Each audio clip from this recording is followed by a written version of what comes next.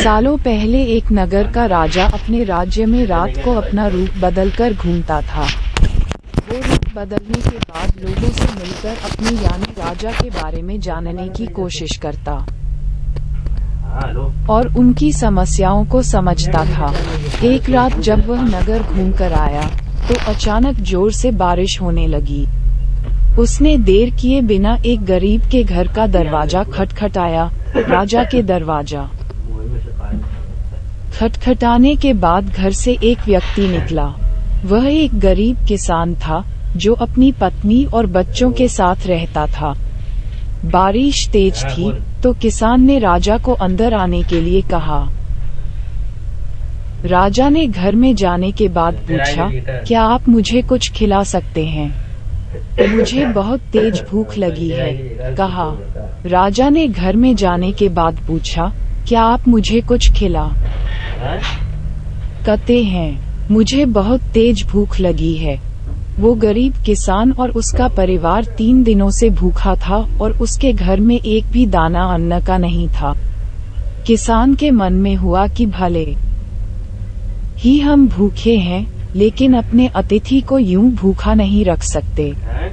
अब किसान ये सोचकर बेचैन हो गया कि अपने अतिथि का पेट कैसे भरा जाए। तभी उसने घर के सामने वाली दुकान से चावल चुराने की तरकीब सोची।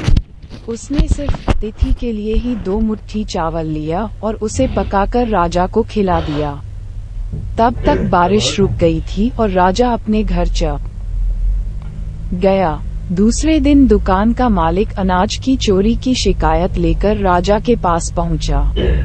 राजा ने दुकान के मालिक और उस गरीब किसान को अपनी सभा में प्रस्तुत होने का आदेश दिया। सबसे पहले सभा में पहुंचे किसान ने राजा के सामने जाकर अपनी चोरी का इल्जाम कबूल कर लिया और बीती हुई रात की पूरी बात राजा को बता दी। किसान राजा से कहता है कि मैंने चोरी की, लेकिन मेरे परिवार ने उस अनाज का एक निवाला भी नहीं खाया। गरीब किसान की बातें सुनकर राजा बहुत दुखी हुआ और उसने किसान को बताया कि अतिथि के रूप में मैं स्वयं तुम्हारे घर आया था। इसके बाद राजा ने सभा में पहुंचे दुकानदार से पूछा कि क्या आपने अपने पड़ोसी को चोरी करते हुए देखा था? दुकानदार ने जवाब दिया कि हाँ, मैंने इसे रात में चोरी करते हुए देखा था।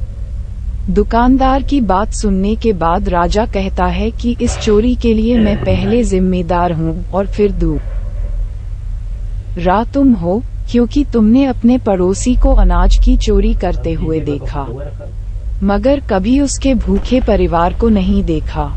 तुम अपने पड़ोसी होने का धर्म बिल्कुल निभा नहीं पा। इतना कहने के बाद राजा ने दुकानदार को सभा से जाने के लिए कह दिया और किसान की अतिथि निष्ठा भाव को देखकर उसे 1000 सोने के सिक्के इनाम के रूप में दे दिया।